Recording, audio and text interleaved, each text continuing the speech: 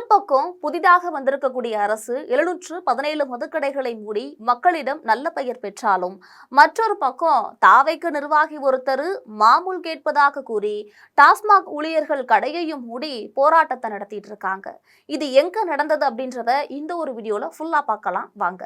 மயிலாடுதுறை மாவட்டத்தில் இருக்கக்கூடிய டாஸ்மாக் கடைகள்ல வழக்கம் போல பாட்டிலுக்கு கூடுதல் 10 ரூபாய் வசூலிப்பது தொடர்பாக தமிழக வெற்றி கழக நிர்வாகிகள் மற்றும் மது பிரியர்கள் தரப்புல தொடர்ந்து புகார்களும் வாக்குவாதங்களும் எழுந்த வண்ணம் தான் இருக்கு. அரசு கிட்ட நல்ல பெயர் வாங்க வேண்டும் என்ற காரணத்திற்காக கடைகள்ல நடக்கக்கூடிய இந்த எக்ஸ்ட்ரா 10 ரூபி வசூலை ஊழியர்கள் ஒரு புறம் தட்டி கேட்டிருக்காங்க. இதற்கெல்லாம் அசைந்து கொடுக்காத தாவேக நிர்வாகி இந்த கூடுதல் கட்டணத்தை வைத்துதான் தங்களால உள்ளூர் மட்டத்துல பல செலவுகளை சமாளிக்க முடிகிறது என்று சொல்லியிருக்காரு. இதனால கடை ஊழியர்கள் தாவேக நிர்வாகிகள் தங்களை மிரட்டி மாமூல் கேட்பதாகவும் கூறி திடீரென்று கடையடைப்பு மற்றும் வேலை நிறுத்த போராட்டத்துல ஈடுபட்டிருக்காங்க. இந்த மோதல் காரணமாக மயிலாடுதுறை மாவட்டத்தில் சுமார் 42 டாஸ்மாக் கடைகள் திறக்கப்படாமல் மூடப்பட்டிருக்கு.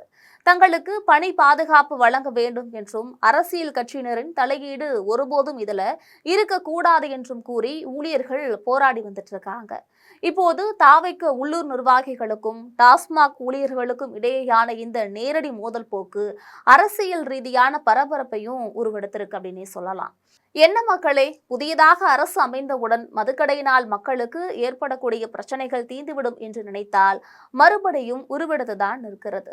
இது குறித்த கருத்துக்களை நீங்களே கமெண்டில் பதிவிடுங்கள். இது போன்ற செய்திகளுக்காக எப்பொழுதும் இணைப்பில் இருங்கள் ஜெம் தொலைக்காட்சியோடு.